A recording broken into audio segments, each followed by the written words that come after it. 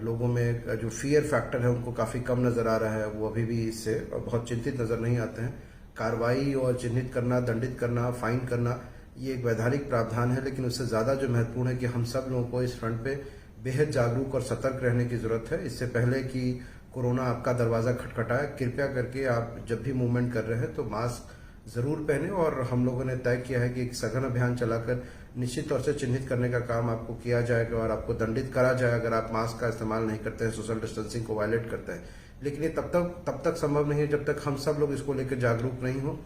शहर के भीतर जो है, बोकारो स्टील सिटी के भीतर, शहर के भीतर दस्तक दे चुका है कोरोना, और अब हम लोग को बेहद ही सावधान रहने की जरूरत है। साथ ही साथ हम लोग लगातार सैंपलिंग की साइज को और बढ़ा रहे हैं। पिछले 7-8 दिनों में हम लोगों ने रफली जो है 1,500 तकरीबन सैंपल्स इकट्ठा किए हैं, और यही अभियान जो है आगे भी चलता रहेगा। इस वीक भी हम लोग टारगेट कर रहे हैं कि कम से कम हम लोग इस वीक भी 1000 से ज़्यादा सैंपल एक सप्ताह के भीतर कलेक्ट करें। और लगातार सैंपलिंग करना ही एक तरीका है ताकि अगर कोई केस एग्जिस्ट करता है तो उसको आइडेंटिफाई किया जा सके, और अगर इसको फर्दर स्प्रेड से रोकने की ज़रूरत है तो उसमें लोगों की भूमिका बड़ी महत्वपूर्ण हो जाती है। और साथ ही साथ आपके ज़रिए ये भी अनुरोध है कि अगर कोई व्यक्ति अभी इन दिनों हाल में किसी कंटेनमेंट एरिया से निकलकर या फिर रेड जोन एरिया से निकलकर अब बोकारो आ रहे हैं, पहुंच रहे हैं, तो चूंकि अभी कई तरीकों से लोग यहाँ पे पहुंच रहे हैं और इसकी सीधी जानकारी जिला प्रशासन तक नहीं होती है। अगर कोई प्राइवेट व्हीकल का इस्तेमाल करके या कोई पटना के रास्ते, जैसे केस अभी जो आया है पॉजिटिव, उसमें वो पटना के रास्ते ट्रैवल करके पटना पहले पहुंचे और उसके बाद फिर उन्होंने ट्रेन, जो पटना जनशताब्दी ट्रेन चलती है उससे होते हुए यहाँ तक पहुंचे हैं। तो ऐसे तरीकों में जान पाना बेहद मुश्किल है कि कौन रेड जोन या कंटेनमेंट एरिया से आ रहा है, प्रभावित क्षेत्र से आ रहा है। इसलिए आप स्वयं इसकी सूचना दें, और कम से कम ऐसे क्षेत्रों से जब आप आते हैं तो न्यूनतम 14 दिनों के लिए आप होम क्वारंटीन में सख्ती से रहें। अगर आप घूम रहे हैं तो सबसे पहला नुकसान आप अपने परिवार वालों को पहुंचा रहे हैं, अपने मित्रों को पहुंचा रहे हैं। और लोगों से भी अपील है कि ऐसे लोगों से जो है तटस्थ जो है दूरी बनाकर रखें, और जैसे ही आपको ऐसे लोगों के विजिट की सूचना मिलती है तो बगैर पैनिक क्रिएट करे हुए टाइप का उनके फैमिली मेंबर को जरूर आप नॉक करें, ताकि जो है हम लोग को सूचना मिलने पे निश्चित तौर से हम लोग उनको इंस्टीट्यूशनल क्वारंटीन में भी रखेंगे और सैंपलिंग कराएंगे। और आजकल सैंपलिंग की रिपोर्ट बहुत तेजी से प्राप्त हो जा रही है, इसलिए हम लोग चाहेंगे कि ज्यादा से ज्यादा सैंपलिंग करके जो है इसको अगर कोई कोरोना पॉजिटिव केस एग्जिस्ट करता है तो उसको चिन्हित करा जाए।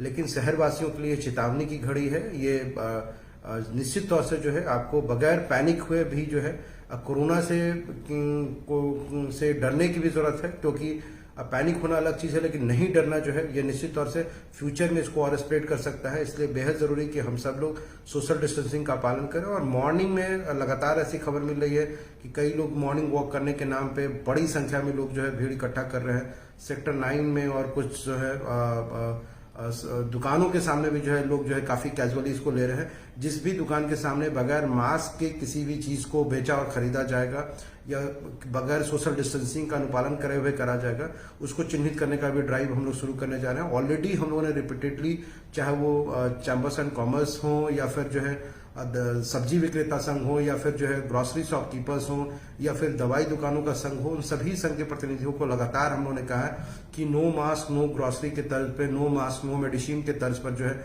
अभियान को आगे ले जाया जाना है। लेकिन कुछ एक लोगों की वजह से जो है इस तरह का माहौल बन रहा है कि बगैर मास्क का लोग जो है चीजों की खरीदारी कर रहे हैं और बड़े आसानी से खरीदारी कर रहे हैं। तो ये तय किया गया है कि अब आने वाले दिनों में इस पर बेहद सख्ती बरती जाएगी, और जो भी दुकानदार की संलिप्तता इसमें रहेगी इन चीजों को इनकरेज करने में। और मसलन हम लोगों ने ये भी देखा है कि कई दुकानदार भी बगैर मास्क का इस्तेमाल करे बेच रहे हैं।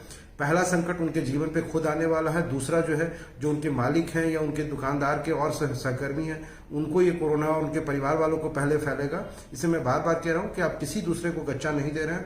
अगर आप मास्क का इस्तेमाल नहीं करते हैं, अगर आप सोशल डिस्टेंसिंग का अनुपालन नहीं करते हैं, तो आप निश्चित तौर से सबसे पहले आप खुद को और अपने परिवार वालों और मित्रों को गच्चा दे रहे हैं।